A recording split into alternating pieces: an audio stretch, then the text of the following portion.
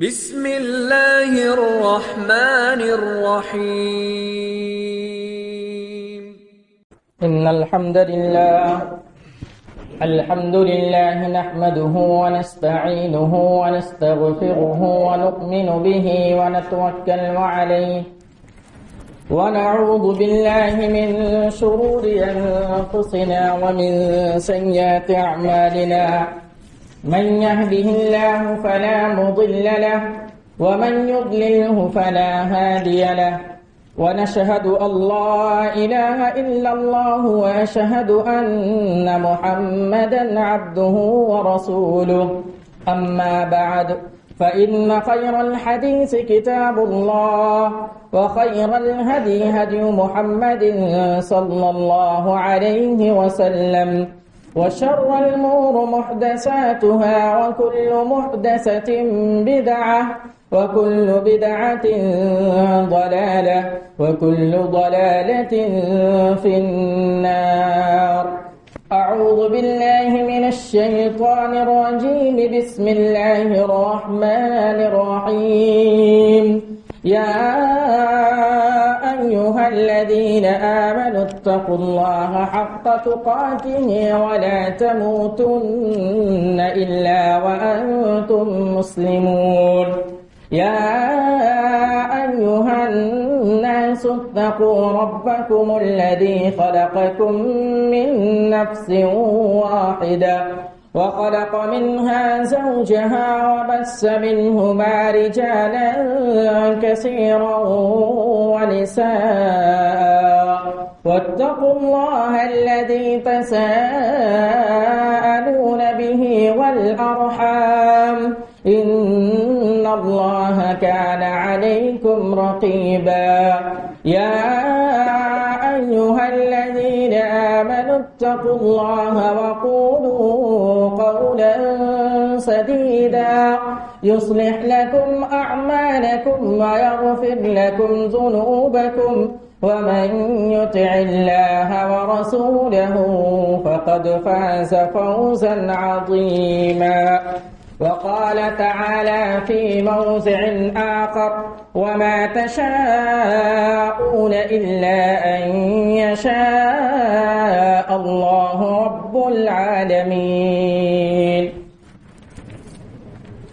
برادران اسلام و حاضرین جمعہ، سب سے پہلے اس وحدہ لا شریک خالق کائنات مالک ارض و سما کی بڑائی و بزرگی بیان کرنا لائق و زیبا ہے، جس نے ہم تمام لوگوں کو اس دنیا کے اندر پیدا فرمایا اور پیدا کرنے کے بعد ہمیں یوں ہی لاچار و مجبور نہیں چھوڑا، بلکہ ہماری رشد و ہدایت کے لیے، ہماری رہنمائی، بھلائی، بہتری اور برتری کے لیے کم و بیش 1,24,000 انبیاء کرام کو اس دنیا کے اندر مبعوث فرمایا. لاکھوں کروڑوں درود کی ڈالیاں نچھاور ہوں تمام انبیاء کرام پر، بالخصوص ہمارے آقا مدنی جناب محمد عربی صلی اللہ علیہ وسلم پر، جنہوں نے ہم تمام تک اسلام پہنچانے کے خاطر بہت سارے مصائب و مشکلات کا سامنا کیا اور ہم تک دین اسلام کو لا پہنچایا. اللہ رب العالمین نے اس دنیا کے اندر بہت سارے لوگوں کو پیدا فرمایا اور ہم اللہ رب العالمین کا شکریہ ادا کرتے ہیں کہ ہم اللہ کے نبی صلی اللہ علیہ وسلم کے امتی ہیں اور ہم اہل توحید ہیں. ہمارا اللہ رب العالمین پر کامل ایمان ہے اور یہ ایمان ہے کہ وہی خالق و مالک ہے. اللہ رب العالمین جو چاہتا ہے وہی کرتا ہے اور اللہ رب العالمین کی اگر جو چاہتا ہے اگر وہ شامل نہ ہو، انسان اگر کچھ کرنا چاہے اور اللہ رب العالمین اس کو نہ چاہے تو انسان نہیں کر سکتا. یعنی اس دنیا کو کا چلانے والا اللہ رب العالمین ہے. اس دنیا میں بارش نازل ہوتی ہے تو اللہ رب العالمین جب چاہتا ہے جب بارش نازل ہوتی ہے. اس دنیا کے اندر ہر شجر کا پتا اگر ہلتا ہے تو اللہ رب العالمین کی چاہت اس میں شامل ہوتی ہے۔ گویا کہ یہ دنیا کا پورا نظام اللہ رب العالمین جب چاہتا ہے، جس طریقے سے چاہتا ہے، اپنے طریقے پر یہ پوری دنیا کو چلاتا ہے۔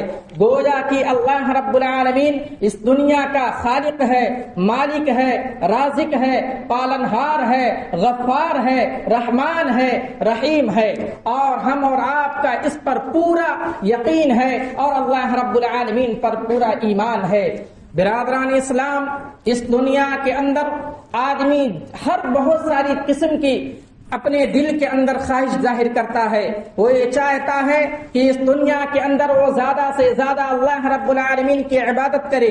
ایک مسلمان یہ چاہتا ہے کہ وہ اللہ رب العالمین کی نظر میں معزز بندہ، مقرر بندہ بن جائے، اللہ رب العالمین کی نظر میں وہ آدمی متقی اور پرہیزگار بن جائے۔ ایک آدمی کی یہ خواہش ہوتی ہے کہ ایک آدمی حج بیت اللہ کر لے، ایک آدمی یہ چاہتا ہے کہ اس دنیا کے اندر وہ اپنی پوری زندگی اللہ رب العالمین کے بتائے ہوئے طریقے پر چلے۔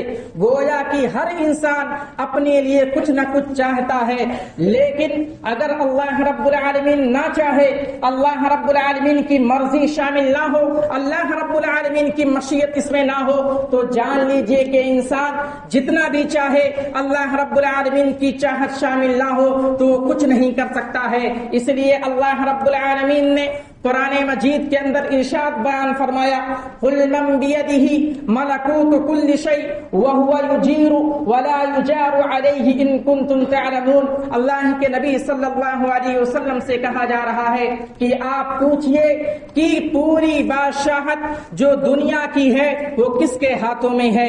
قُلْ مَنْ بِيَدِهِ مَلَكُوتُ كُلِّ شَيْءٍ وَهُوَ يُجَارُ عَلَيْهِ، وہ اللہ رب العالمین ہے جو لوگوں کو اپنے پناہ میں لیے ہوا ہے اور اس کو کوئی پناہ میں نہیں لیا ہے۔ ان کنتم تعلمون، اللہ کے نبی صلی اللہ علیہ وسلم سے کہا جا رہا ہے کہ آپ ان سے سوال کیجئے۔ ان کا جواب کیا ہوگا؟ سیقولون للہ، وہ کہیں گے کہ بے شک دنیا کی بادشاہت جو ہے وہ اللہ رب العالمین کی ہے، جو دنیا کا بادشاہ ہے وہ اللہ رب العالمین ہے۔ سیقولون للہ، ساری بادشاہت اللہ رب العالمین کے لیے ہے۔ تو ہم اور آپ کو اللہ رب العالمین پر یقین رکھنا چاہیے اور ہمارا یہ ایمان ہونا چاہیے کہ اگر اللہ رب العالمین کوئی چیز چاہے گا تبھی یہ چیز ہوگی، اگر اللہ رب العالمین نہیں چاہے گا تو کوئی چیز نہیں ہو سکتی ہے۔ اس لیے اسلام نے، اللہ رب العالمین نے اور اللہ کے نبی صلی اللہ علیہ وسلم نے ہم اور آپ کو یہ فارمولہ بتلایا ہے کہ اگر آدمی کوئی چیز کرنا چاہے، نیک کام کرنے کی خواہش ظاہر کرے، اس کے دل کے اندر یہ چیز ہو، اس کے دل کے اندر یہ نیت ہو، اس کے دل کے اندر یہ آرزو ہو، اس کے دل کے اندر یہ تمنا ہو کہ وہ نیک کام کرے، کوئی اچھا کام کرے، تو اس کے کرنے سے پہلے وہ ضرور انشاءاللہ کہے۔ انشاءاللہ کے کیا معنی ہیں؟ انشاءاللہ کے معنی اور مفہوم میں بتاتا چلوں۔ انشاءاللہ کا معنی ہے کہ اگر اللہ چاہے، اگر اللہ رب العالمین کی مرضی ہو، اگر اللہ رب العالمین کی رضامندی ہو، تب یہ کام میں کر سکتا ہوں۔ یہ اسلام نے تلقین کی ہے۔ قرآن مجید کے اندر اللہ رب العالمین نے فرمایا، وَمَا تَشَاءُونَ إِلَّا أَن يَشَاءَ اللَّهُ رَبُّ الْعَالَمِينَ، کہ جو تم چاہتے ہو اگر اس میں اللہ رب العالمین کی چاہت نہ ہو تو کچھ نہیں ہو سکتا۔ وَمَا تَشَاءُونَ إِلَّا أَن يَشَاءَ اللَّهُ رَبُّ الْعَالَمِينَ، وہ جو دونوں جہان کا پالنہار ہے، وہ جو دونوں جہان کا رب العالمین ہے، اگر اس کی مرضی نہ ہو تو تم کچھ نہیں کر سکتے۔ گویا کہ اسلام نے یہ تلقین کی ہے کہ مسلمان جب کوئی نیک اعمال کرنے کی خواہش ظاہر کرے تو ضرور انشاءاللہ کہے، یعنی اگر اللہ رب العالمین چاہے گا تو میں یہ کام کروں گا، اگر اللہ رب العالمین کی مرضی ہوگی تو یہ میں کام کر سکوں گا۔ گویا کہ اسلام نے ہر مسلمان کو یہ تلقین کی ہے کہ انشاءاللہ ضرور ضرور کہے. اور اس میں ایک بندے کی عاجزی انکساری ظاہر ہوتی ہے کہ میں کوشش کروں گا, میں اپنی طرف سے کام کرنے کی کوشش کروں گا, لیکن اللہ رب العالمین کی مرضی شامل ہونی چاہیے, اللہ رب العالمین کی چاہت شامل ہونی چاہیے. اگر اللہ رب العالمین چاہے گا تو میں یہ کام کروں گا. اور اسی طریقے سے ایک مسلمان کے اندر عقیدے کی پختگی آتی ہے, یعنی اس کا ایمان ہوتا ہے, اس کا یقین ہوتا ہے, اس کا توکل ہوتا ہے کہ اللہ رب العالمین جب چاہے گا تب میں یہ کام کر سکوں گا. اس لیے اسلام نے ایک مسلمانوں کو, تمام ایمان والوں کو, اسلام والوں کو یہ تلقین کی ہے کہ ہم اور آپ کوئی بھی کام کرنے سے پہلے انشاءاللہ ضرور کہیں. آئیے ہم دیکھتے ہیں کہ انشاءاللہ کہنے کے کیا فوائد ہیں. قرآن کے اندر اور نبیوں کا جب واقعہ پڑھتے ہیں تو ہم اور آپ کو بہت سارے ایسے واقعات ملتے ہیں کہ جس پر نبیوں نے انشاءاللہ کہا تو اللہ رب العالمین کی مرضی اس میں شامل ہوئی اور اللہ رب العالمین نے ان کی مدد بھی فرمائی. آئیے ہم دیکھتے ہیں حضرت اسماعیل علیہ السلام کا واقعہ.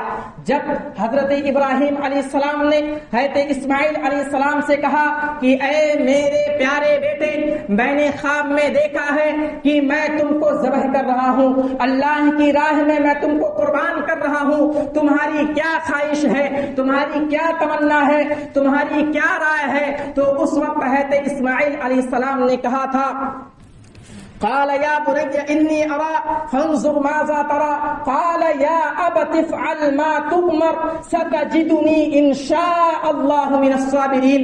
کہ اے میرے والد محترم, اے میرے والد محترم, جو آپ کو حکم دیا گیا ہے, جو اللہ رب العالمین نے آپ کو حکم دیا ہے, آپ اس کام کو کر گزریے.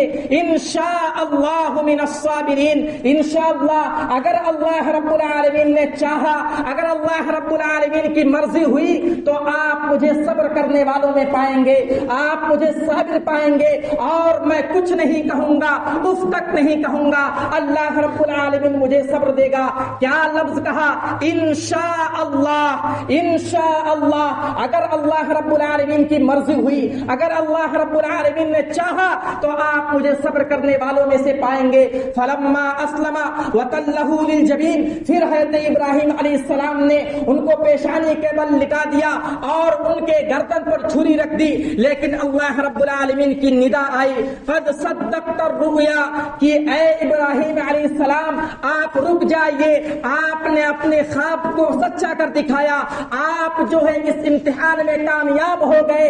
اور اس کے نتیجے میں اللہ رب العالمین نے حضرت جبرائیل علیہ السلام کو بھیجا, ایک میڈھے کے ساتھ, ایک دمبے کے ساتھ, اور حضرت اسماعیل علیہ السلام کی جگہ پر وہ میڈھا قربان ہوا.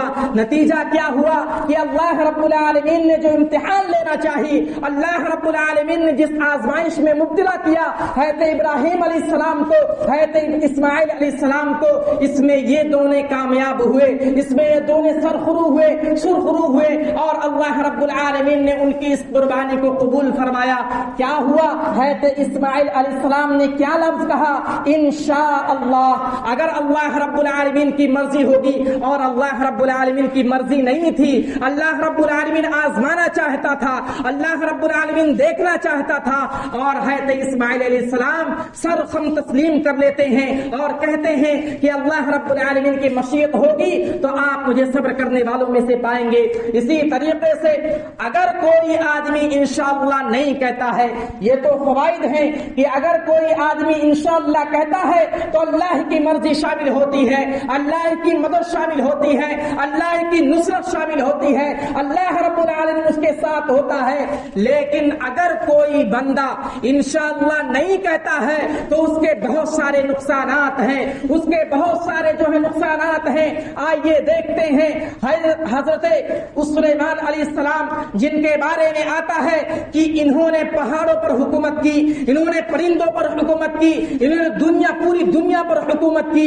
لیکن انہوں نے ایک ایسے موقع پر اللہ رب العالمین نے انہیں آزمایا اور انہوں نے انشاءاللہ نہیں کہا, جس کے بنا پر ان کو نقصان کا سامنا کرنا پڑا. وَلَقَدْ فَتَنَّا سُلَيْمَانَ وَأَلْقَيْنَا عَلَى كُرْسِيِّهِ جَسَدًا ثُمَّ لَهُ أَنَابَ. کہ ہم نے سلیمان علیہ السلام کو آزمایا اور ان کی کرسی پر ایک جسم ایک مردہ چیز رکھ دی. یہ بخاری شریف میں اس آیت کے پس منظر میں بخاری اور مسلم میں ایک واقعہ بیان کیا گیا ہے کہ ایک موقع پر حضرت سلیمان علیہ السلام کہتے ہیں اور یہ خواہش ظاہر کرتے ہیں کہ آج رات میں اپنی بیویوں سے ملاقات کروں گا. لگ بھگ ان کے پاس 70 یا 90 بیویاں تھیں. اس رات انہوں نے خواہش ظاہر کی کہ میں آج اپنی بیویوں سے ملاقات کروں گا اور اس کے نتیجے میں ہماری بیویاں حمل سے ہوں گی, ان کو انشاءاللہ بچہ ٹھہرے گا اور وہ جو بچے کو جنم دیں گی وہ مجاہد ہوگا, اللہ کے راستے میں جہاد کرے گا, اللہ کی دین کو عام کرے گا, اللہ کے پیغام کو عام کرے گا اور میں اپنی بیویوں سے آج رات ملاقات کروں گا.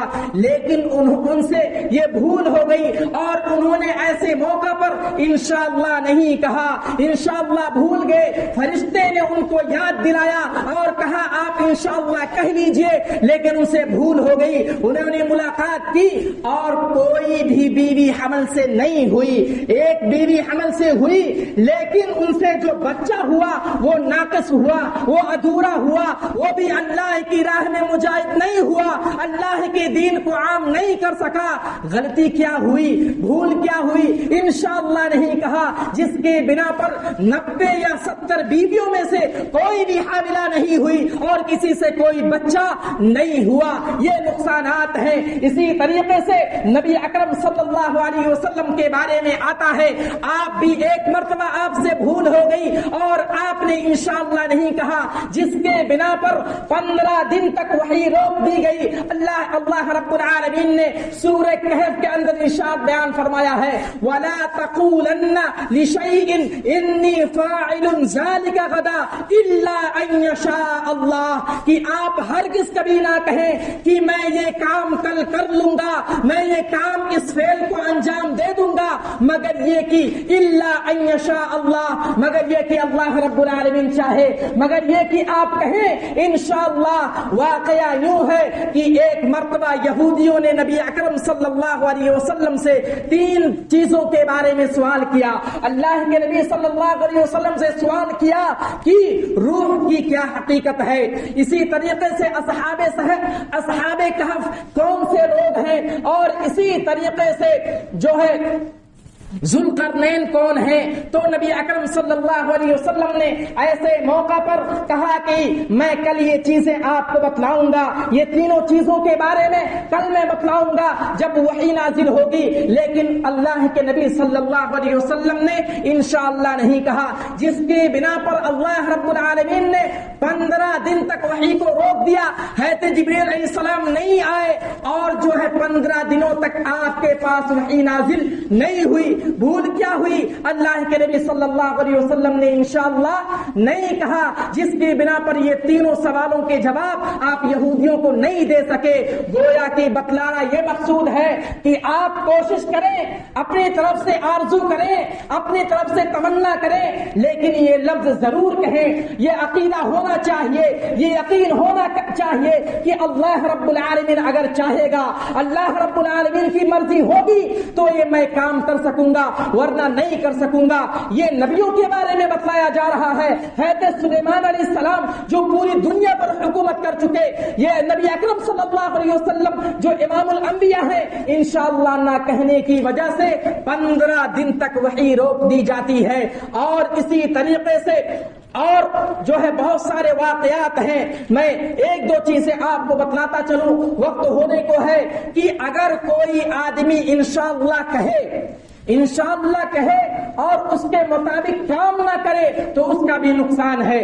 آج ہم اور آپ دیکھتے ہیں, ہم اور آپ کے زبان پر ہوتی ہے انشاءاللہ کہتے ہیں لیکن اس کے مطابق کام نہیں کرتے ہیں, تو اس کا بھی نقصان ہے. اس کے بارے میں اسلام نے روکا ہے, قرآن نے منع فرمایا ہے. حضرت موسیٰ علیہ السلام کے بارے میں آتا ہے, جب وہ حضرت خضر کے پاس جاتے ہیں علم سیکھنے کے لیے, حضرت خضر کے بارے میں آتا ہے کہ اللہ رب العالمین نے ان کو علم سے نوازا ہے. من لدنا علما, اللہ رب العالمین نے کہا میں اپنی جانب سے ان کو علم دیا ہوں. اور حضرت موسیٰ علیہ السلام کو بھیجا جاتا ہے, آپ جاتے ہیں حضرت خضر سے ملاقات کرتے ہیں اور کہتے ہیں کہ میں آپ کا شاگرد بننا چاہتا ہوں, آپ سے علم سیکھنا چاہتا ہوں. حضرت خضر علیہ السلام کہتے ہیں کہ آپ میرے ساتھ نہیں رہ سکتے, کیونکہ اللہ رب العالمین نے ان کو ایسا علم عطا کیا تھا کہ کل کیا ہونے والا ہے, آگے کی چیزیں ان کو معلوم ہو جاتی تھی. اور اسی بنا پر حضرت خضر علیہ السلام نے کہا کہ آپ میرے ساتھ نہیں رہ سکتے ہیں, آپ کو اگر میرے ساتھ رہنا ہے تو صبر سے کام لینا ہوگا. آپ کو مجھ سے سوال نہیں کرنا ہے, آپ مجھ سے سوال زیادہ نہیں کر سکتے, آپ کو صبر سے کام لینا ہوگا. آپ میرے ساتھ اسی شرط پر رہ سکتے ہیں. قرآن مجید نے سورہ کہف کے اندر ان کا واقعہ بیان فرمایا ہے کہ کہا ہے موسیٰ علیہ السلام نے کہا ستجدنی انشاء اللہ صابرا ولا عاصی لک امرا, کہ انشاءاللہ آپ مجھے صبر کرنے والوں میں سے پائیں گے اور میں آپ کی کسی بات کی نافرمانی نہیں کروں گا. گویا کہ یہ چیز پتہ لگی ہے کہ حضرت موسیٰ علیہ السلام انشاءاللہ کہہ دیتے ہیں اور یہ بھی کہتے ہیں کہ میں آپ کی ہر ایک بات کو مانوں گا, آپ کے ساتھ صبر سے کام لوں گا, میں آپ سے سوال نہیں کروں گا. اسی بنا پر حضرت خضر علیہ السلام راضی ہوتے ہیں اپنے ساتھ ٹھہرانے کو, اپنے ساتھ لے جانے کو, ان کو علم دین سکھلانے کو. پھر آگے جاتے ہیں, چلتے ہیں اور ایک جگہ ایسی پہنچتے ہیں کہ حضرت خضر علیہ السلام کشتی پر سوار ہوتے ہیں. کشتی پر سوار ہونے کے بعد کشتی کے ایک تختے کو توڑ دیتے ہیں اور حضرت موسیٰ علیہ السلام بول پڑتے ہیں, کہتے ہیں کہ کشتی میں سارے لوگ سوار ہیں, آپ نے کشتی کے ایک تختے کو توڑ دیا ہے اور ایسا نہ ہو کہ پانی کشتی میں آ جائے اور ہم لوگ غرق ہو جائیں. کہا قال اخرقتها لتغرق اهلها, کہ آپ نے کشتی کو توڑ دیا تاکہ ہم کشتی میں سوار ہو کر کے ڈوب جائیں اور جو ہے کشتی ڈوب جائے, ہم ہلاک ہو جائیں. حضرت خضر علیہ السلام نے کہا کہ میں نے کہا تھا کہ تم صبر نہیں کر پاؤ گے, تم صبر سے کام نہیں لے پاؤ گے, تم نے مجھ سے سوال کر لیا ہے, اب تم میرے ساتھ نہیں رہ سکتے. حضرت موسیٰ علیہ السلام کہتے ہیں کہ آگے میں آپ سے سوال نہیں کروں گا, میں صبر سے کام لوں گا.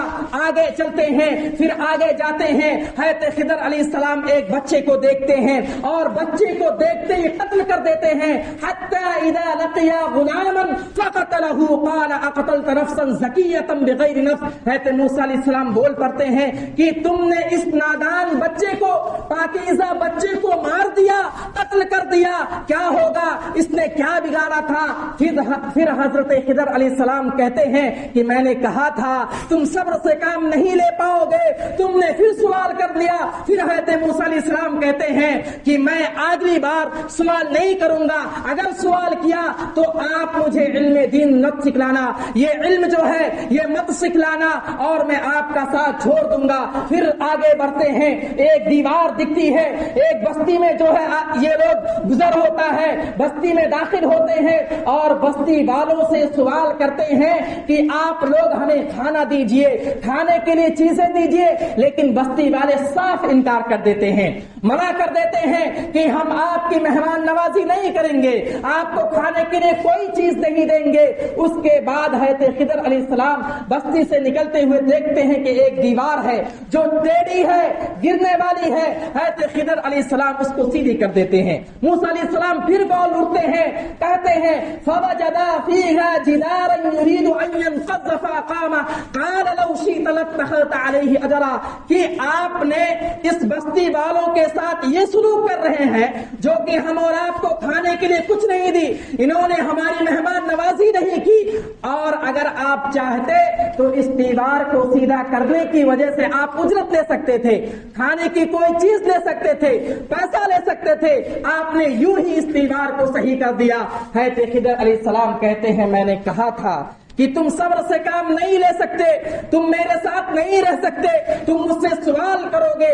گویا کہ ہمارا اور آپ کا سفر یہی تک تھا، ہم دونوں ایک ساتھ نہیں رہ سکتے، میں تم کو علم دین نہیں سکھلا سکتا، اور وہیں سے ان کو روانہ کر دیا جاتا ہے۔ لیکن جاتے جاتے حضرت خضر علیہ السلام تینوں چیزیں جن کے بارے میں حضرت موسیٰ علیہ السلام نے سوال کیا تھا اس کی تعبیر بتلاتے ہیں کہ میں نے جو پہل کشتی کو توڑ دیا تھا، اس کی وجہ یہ تھی کہ کشتی سے سوار ہو کر کے جب لوگ پہنچتے تھے تو ادھر اس جانب ایک ظالم بادشاہ ہوا کرتا تھا جو کشتی صحیح سالم دیکھ کر کے کشتی چھین لیتا تھا، اور اگر وہ کشتی ٹوٹی ہوئی تھی اس کے اندر عیب پائی جاتی تھی، وہ معیوب چیز تھی جس کی بنا پر وہ بادشاہ اس کشتی کو نہیں لیتا، جس کی بنا پر میں نے کشتی کو توڑ دیا۔ دوسری وجہ جو میں نے غلام کو، بچے کو قتل کیا تھا، اس کی وجہ یہ تھی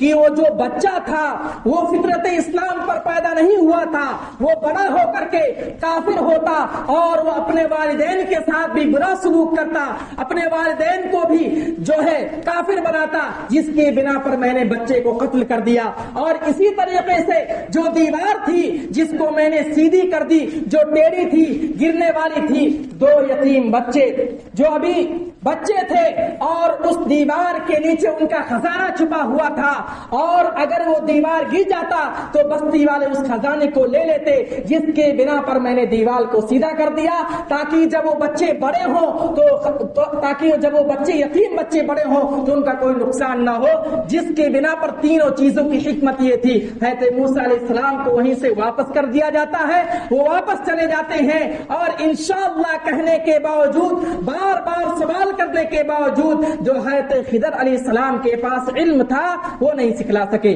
یہ نقصان ہے۔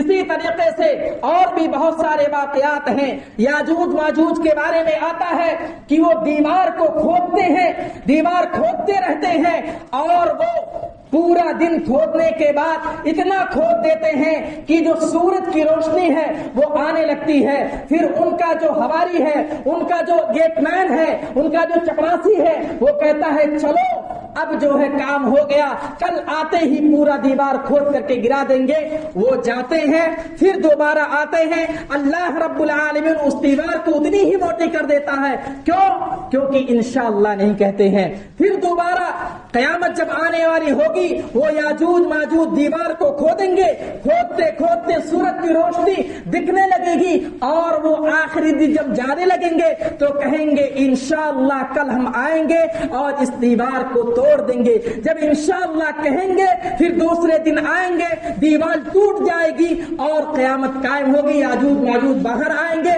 دنیا والوں کو پریشان کریں گے، بہت ساری چیزوں کو کھائیں گے۔ گویا کہ انشاءاللہ کی یہ اہمیت و فضیلت ہے۔ انشاءاللہ نہ کہنے کی وجہ سے وہ دیوار پھر اسی جیسی ہو جاتی ہے، اور انشاءاللہ کہنے کی وجہ سے وہ دیوار ٹوٹ جاتی ہے۔ اسی طریقے سے حضرت موسیٰ علیہ السلام کا انشاءاللہ کہنا اور اس کے مطابق عمل نہ کرنا، وہ علم سے محروم ہو گئے۔ اور اسی طریقے سے حضرت سلیمان علیہ السلام کا انشاءاللہ نہ کہنا کہ جس کے بنا پر ان کا بچہ جو ہوا وہ ناقص اور ادھورا ہوا۔ اسی طریقے سے نبی اکرم صلی اللہ علیہ وسلم کا انشاءاللہ نہ کہنا جس کے بنا پر 15 دن تک وحی روک دی گئی۔ اور اسی طریقے سے حضرت اسماعیل علیہ السلام کا انشاءاللہ کہنا جس کی بنا پر ایک تاریخ واقع ہو گئی، اور ہم اور آپ عید الاضحیٰ کے موقع پر اپنے بکرے کو قربانی دیتے ہیں۔ یہ حضرت ابراہیم علیہ السلام اور حضرت اسماعیل علیہ السلام کی سنت ہے۔ گویا کہ یہ اسلام کا ایک جو ہے بہت ہی بہترین چیز ہے کہ آدمی کا ایمان پختہ ہوتا ہے، اس کی عقیدگی کی جو ہے ظاہر ہوتی ہے کہ اس کے دل کے اندر کیا ہے، وہ اللہ پر ایمان رکھتا ہے یا نہیں رکھتا ہے۔ یہ اس بنا پر ہم اور آپ جب کوئی بھی کام کریں تو انشاءاللہ ضرور کہیں یہ موضوع ذرا ہٹکے ہے، لیکن یہ ایسا موضوع ہے کہ ہم اور آپ کی زندگی میں روز مرہ کے ایام میں یہ چیزیں ہوتی ہیں۔ ہم اور آپ کہتے ہیں کہ کل میں یہ کام کروں گا، لیکن جب یہ کہیں تو یاد رکھیں کہ انشاءاللہ ضرور کہیں، انشاءاللہ اللہ رب العالمین کی مدد ہمارے اس کام میں ہوگی، نصرت اللہ رب العالمین کی ہوگی، اللہ کی چاہت، اللہ کی منشا، اللہ کی مرضی ضرور شامل ہوگی۔ آخر میں اللہ رب العالمین سے دعا ہے کہ اللہ رب العالمین تو ہمیں اپنے بتائے ہوئے طریقے پر چلنے کی توفیق عطا فرما۔ اللہ رب العالمین تو ہمارے ایمان کو مضبوط رکھ، اے اللہ رب العالمین تو ہماری عقیدے کی درستگی کر، اے اللہ رب العالمین جب تک ہمیں اس دنیا کے اندر رکھ، ایمان و اسلام کی حالت میں رکھ، اے اللہ رب العالمین جب ہمیں کسی کام کی توفیق کرنے کی توفیق دے، اے اللہ رب العالمین تو ہمیں انشاءاللہ کہنے کی توفیق عطا فرما۔ آمین وآخر دعوانا ان الحمد للہ رب العالمین۔ بارک اللہ لنا ولکم فی القرآن العظیم ونفعنی وإیاکم بالآیات والذکر الحکیم، انہ تعالی جواد کریم ملک الرؤوف الرحیم۔